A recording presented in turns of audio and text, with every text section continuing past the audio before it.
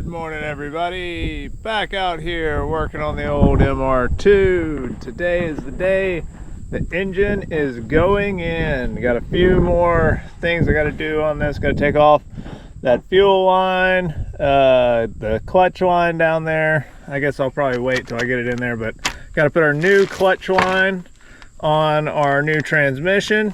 Got to get this fuel line ready to go on there.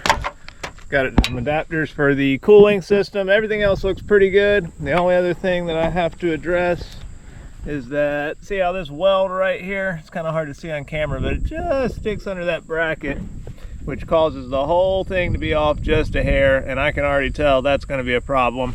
So I am going to have to pull that off, grind down that little piece of weld, and then we'll be ready to rock and roll on that. But otherwise, I think we're good to go. I got the axles in and everything else.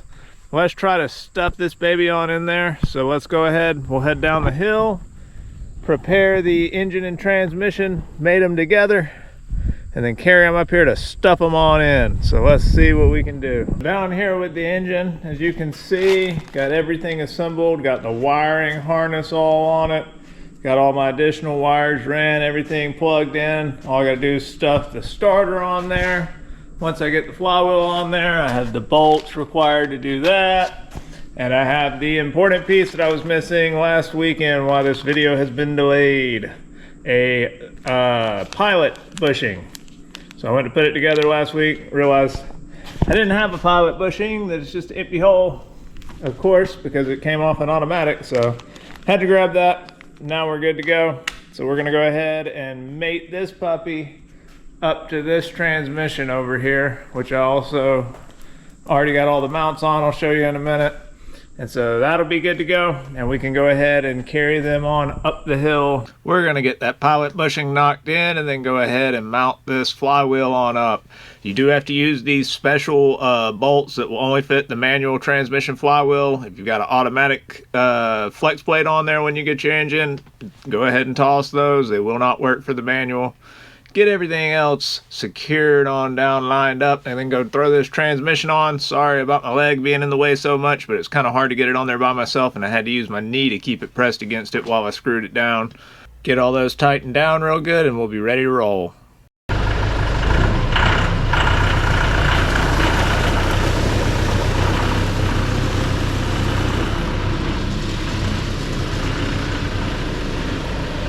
We'll go ahead and throw on the half shaft while it's easy to get to. These 3 bolts have to come off a manual K series.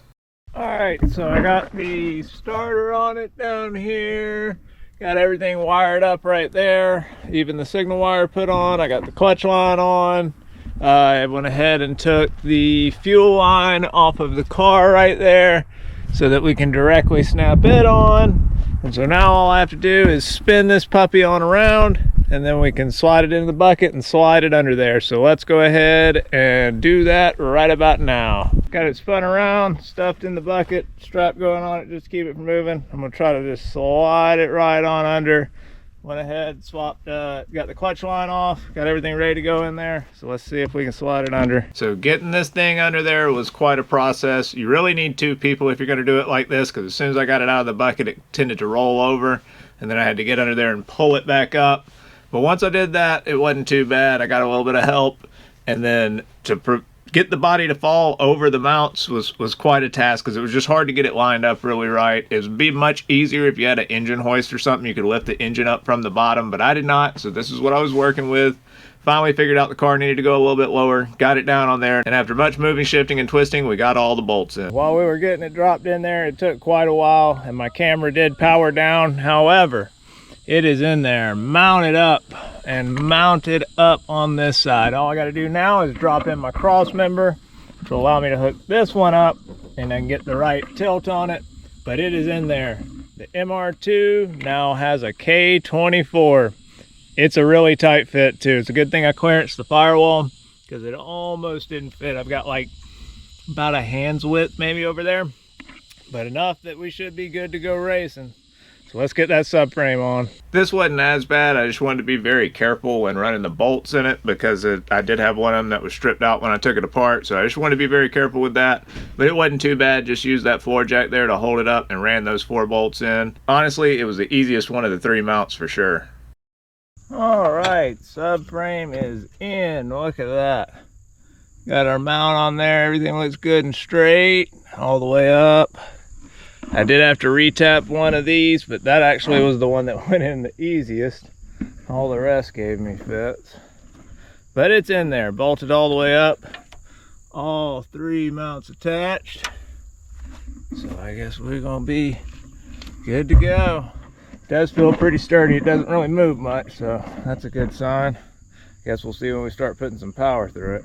Alrighty folks, I think I'm gonna end this one off here. I've still got to put in the axles and a few other things, then she'll be a roller again. And after that, all we lack is just tying everything together, shift linkage, wiring, ECU, and we're back on the road. Not too shabby for just 2 months, I would say.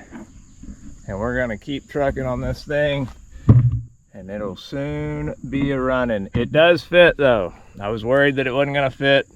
It fits just barely, but it fits. And that's why you can't use the TSX trans, I guess. But everything seems to fit in there. I got about 1 hand's width down the back.